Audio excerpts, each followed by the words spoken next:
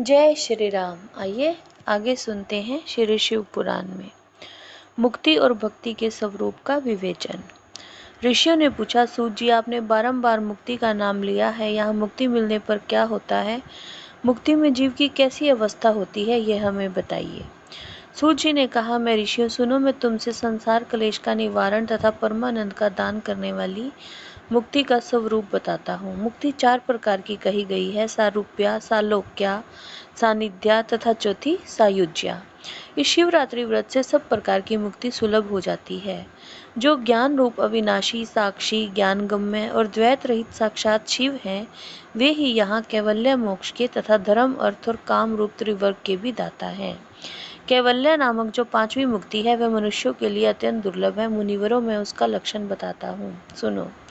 जिनसे यह समस्त जगत उत्पन्न होता है, जिनके द्वारा इसका पालन होता है, जो अंतोतगत्वा यह जिनमें लीन होता है, वे ही शिव है।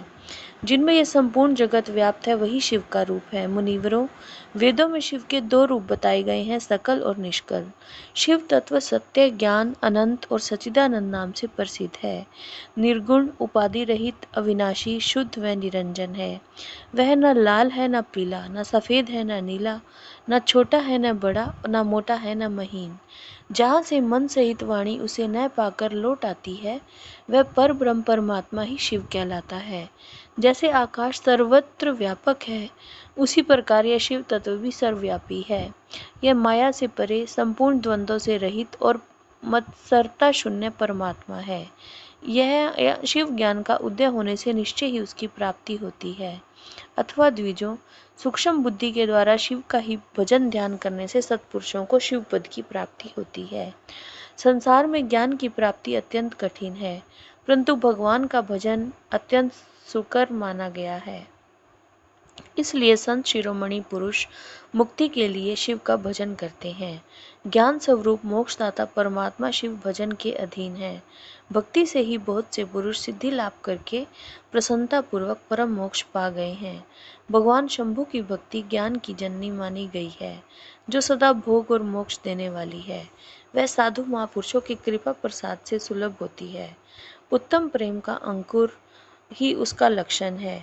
द्विजों, उत्तम प्रेम का अंकुर ही उसका लक्षण है। द्विजों, वह भक्ति भी सगुण है और निर्गुण दोनों प्रकार के भेद से जानी जाती है।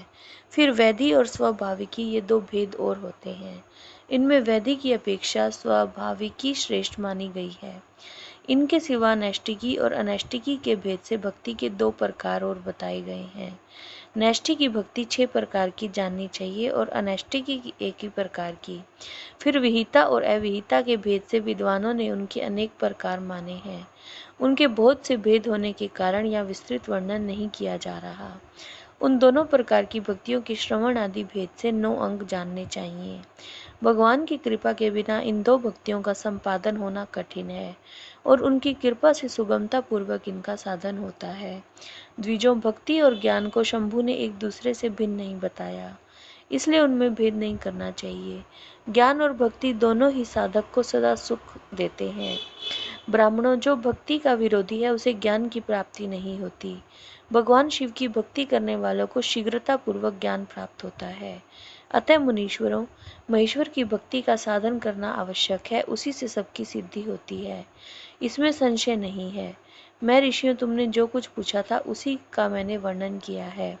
इस प्रसंग को सुनकर मनुष्य सब पापों से निसंदेह मुक्त हो जाता है। जय श्री राम।